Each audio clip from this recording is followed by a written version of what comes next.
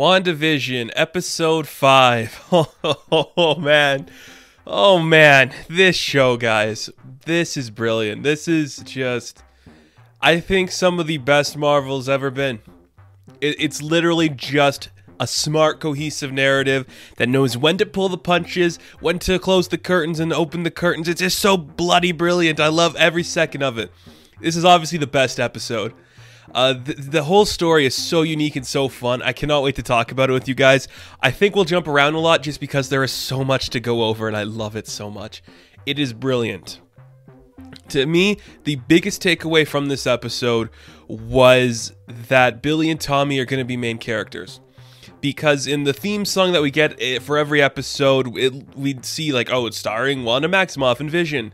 And now introducing Billy and Tommy. So it looks like those two are going to be mainstays. They're not just going to be one-offs that appear every now and then. It looks like they'll be for at least the rest of the season main characters, which is kind of exciting. I like that a lot. So this is also the first episode that kind of jumps between the real world and the Wanda Maximoff world, which is kind of interesting to see just like the narrative flow between the two. We kind of start off with like our sword people. Monica's recovering from her incident, just trying to figure out how to like gain her footing again. People are kind of like taking notes, like how is she feeling, what's she up to? But there's like a big briefing. So our head of sword guy, who is Tyler something, he shows them some exclusive footage that was top secret that suddenly is now known to the world. And guess what? Oh, this was the first moment of the episode. I'm like, please do what I think you're doing. We see that Wanda Maximoff, a few weeks after the events of Endgame, broke into the Sword HQ where they were housing the body of the Vision and stole it. She attacked the officers that were working there. She took the corpse and fled, and now they found her.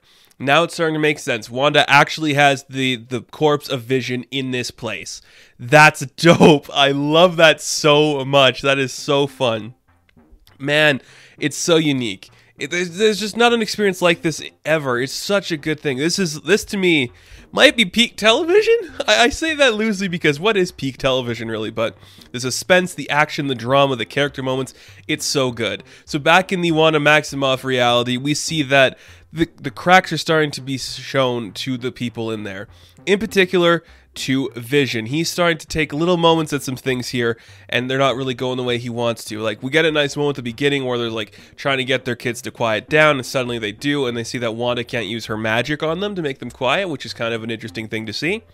I like that angle a lot, actually.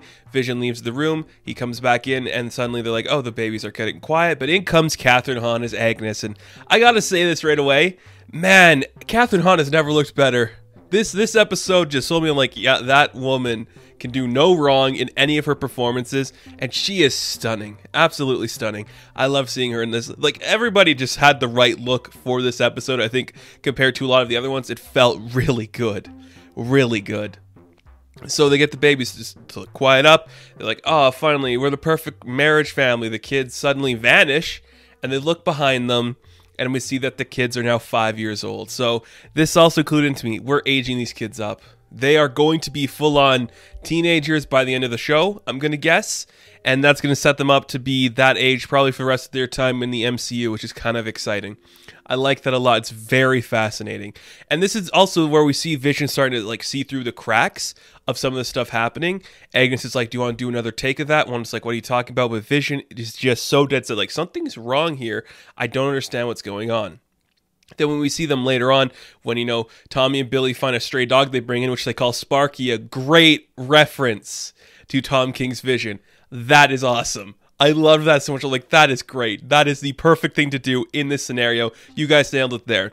But in that scene, Vision starts to see like something's off again when Agnes walks in to the house with the exact thing they need for something that she didn't even know about. And he's like, this isn't normal. So he goes off to work for a place he doesn't know what he does. And he has an encounter with Norm. And he's luckily just kind of able to break through Norm's vision a little bit. Like, that's been blocking something in his head. And he sees, like, you got to help me. She's controlling me. She's manipulating us. You have to help us. It hurts so much. And he's getting this idea because on the computer screen at their computer, he sees this weird interpretation of, like, a sword message that's sent through about, like, something in New Jersey. This is just amazing. I love the way they handled Vision so much in this episode. because he's starting to realize everything is too perfect. Something is off about that, and I love it so much. He was just a great foil to every character in this episode. It was absolutely brilliant. Paul Bettany just crushing it at every turn. But you know what else happens? The kids decide, we can raise a dog. We just have to be 10. Fine, we'll make ourselves 10. So they go from babies to 5 to 10. Something tells me they're going to be 15 in the next episode. We'll have to wait and see. But I'm just like, this is so good. This is so good. Absolutely. Oh, man. I'm just sitting back thinking about it. It's just so good.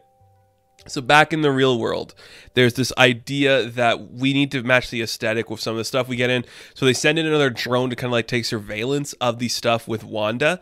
And they get it out there. They get the drone in there. The kids are like, Mommy, what's that? And we see Wanda breaks it. And we cut to, okay, like I said, I'm jumping around a lot. But this to me, this might have been the moment of the entire episode that made me go, I see exactly what you're doing, and I swear if you back off, if you don't follow through, I am going to lose a lot of integrity when it comes to my respect for Marvel. The moment when there's somebody pushing through the wall from inside Westview, the entire SWORD team shows up ready to attack, and we're like, this has got to be Vision. We've seen clips, it's got to be Vision, right? He's finally figuring out the truth. Maybe it's Agnes, maybe it's Mephisto. It's Wanda herself. Oh, that was badass, man. She walks out with a slight Sokovian accent. She's trying to do, I don't know if maybe she's trying to do it. She's doing some hint of a Sokovian accent in her like anger and her rage. She's like, this is my home. If you bring anything else inside here, I am going to kill you and you will see the wrath of me. And I'm like, that is brilliant. I love it so much because, okay, she steals the Vision's corpse. She takes over a city. There's this idea between SWORD and some of the other agents that Wanda could have been a terrorist this whole time. Like the attack she does, we see like the thing with Lagos as the trailer, this as the commercial this time. Like the idea that maybe the things she's doing in public aren't by accident and they're intentional, and she's this whole time been a double agent playing the field as an Avenger. And okay, I love that idea. First off, it should be true. Here's my crazy theory that's probably not going to pan out in any regards of the word for this season. What if the entire time we've known Wanda Maximoff in the MCU, she's existed as the Scarlet Witch before, but she's been with the Brotherhood of Evil Mutants. The entire time, her backstory, her and Pietro's backstory, everything about them is one big lie, and her anger is what she got from her father, obviously Magneto, and she's been part of the Brotherhood, but she wanted to go clean, and when she's like, I'm going to run away with my brother, we're going to do something heroic, and he dies. Then I'm going to try to do it again, I'm going to meet this guy I love, the Vision, and then he dies, and suddenly she snaps because everything about her world is crumbling around her, so she wants to hold on to that one semblance of a good moment she had, before she goes completely bad again, but now SWORD's trying to stop her from doing that. That, to me, is a really cool idea. Never happened, but it'd be really fun to see. That's brilliant, man. Wanda just walking out, wrecking shop, turning all the guns onto the one guy. Absolutely brilliant. She just goes back into her Westview and gets on with her life with her kids, and it's so smart and so fun. Oh, I loved it, man. Absolutely brilliant. Just that scene just broke me. I'm like, that's great. Do more with that, please. I want to see Wanda as the bad guy. Wanda Maximoff is the biggest villain of the Marvel Comics universe. She has killed a lot of Avengers.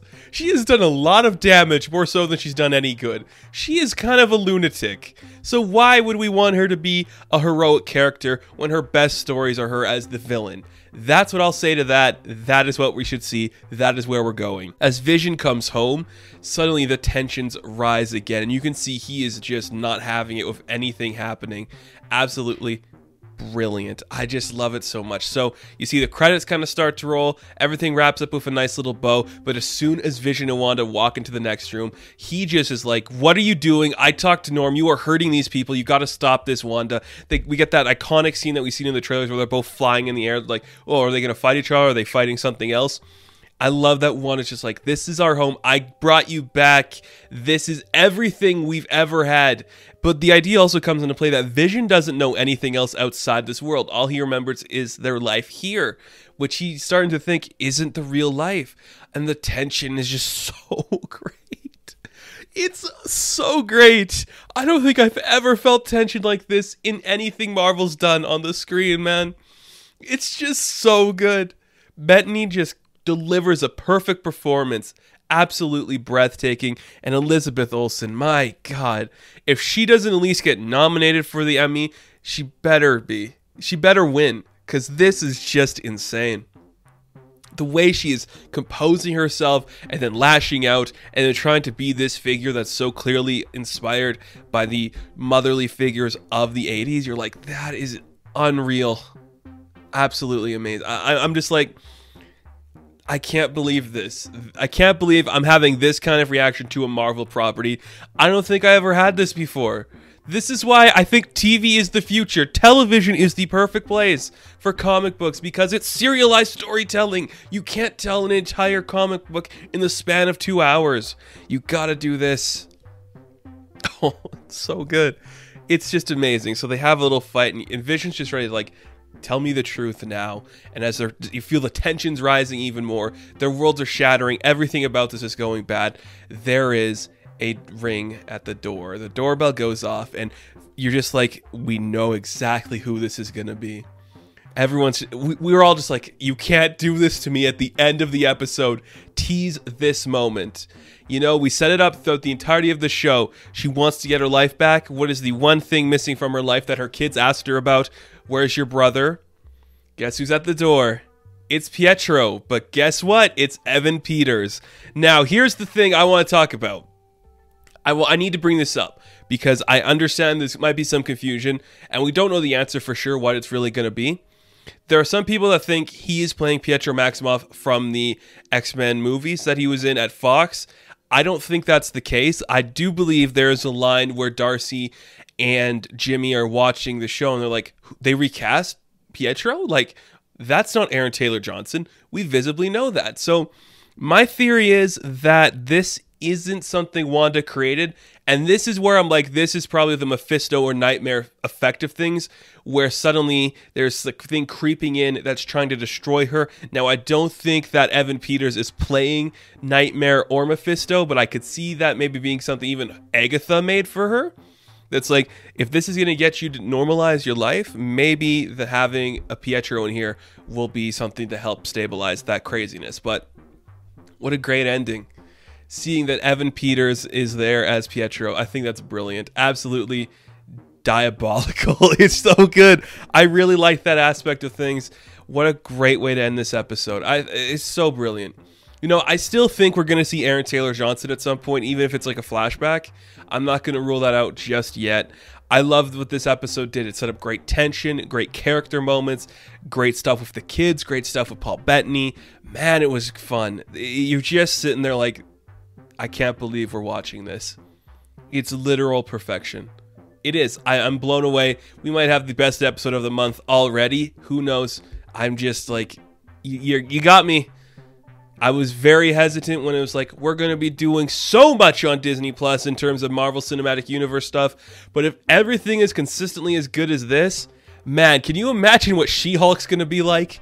If we're doing the sitcom tropes here, imagine the like procedural tropes we are going to see in She-Hulk. That is going to be so cool. I cannot wait, man. This was really fun. I think everyone is going to enjoy this episode. It's going to give you the answers you wanted from last episode and give you new things to think about. You're going to get great moments from the comics, great character moments. It's really fun. It's probably the best thing Marvel's made in a very long time, and I thoroughly enjoyed it for that. So that is my review of WandaVision Episode 5. Now, thank you guys so much for watching this review. Be sure to like and subscribe to the channel. As always, you can check me out on Instagram, Patreon, Twitter, all that good stuff, and I will catch you in the next one. Have fun. Stay safe. WandaVision. I'm trying to do the thing she does. I don't even remember what it is. That's Doctor Strange, isn't it? Good luck.